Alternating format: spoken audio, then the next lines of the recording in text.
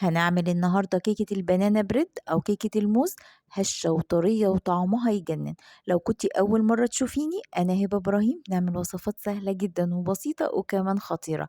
عندك بقى موز واستوى كده، هاتيه كده واركنيه على جنب، وهاتي الخلاط بتاعك هننزل فيه بنص كوباية من الزيت ومعلقة من السمنة عشان تديها طعم، نص كوباية من السكر. الموز بتاعنا مستوي فالسكر كده طبيعي فيه عالي، هنبدأ نحطه في الخلاط ونضربه كويس جدا. هنزل عليه بيضتين بدرجة حرارة الغرفة، معلقة صغيرة من الفانيليا، كوباية ونص من الدقيق المخصص للحلويات هدخلهم كويس، رشة من الملح، معلقة كبيرة من البيكنج باودر. هنزل بقى بالخليط بتاعي على الدقيق واقلب كويس جدا لحد ما يختفي الدقيق تماما. القوام بيبقى تقيل شوية.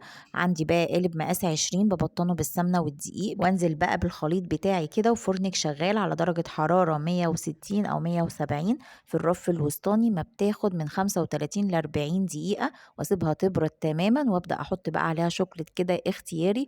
قطعيها بقى وكليها، خطيرة، هشة وطرية وطعمها يجنن.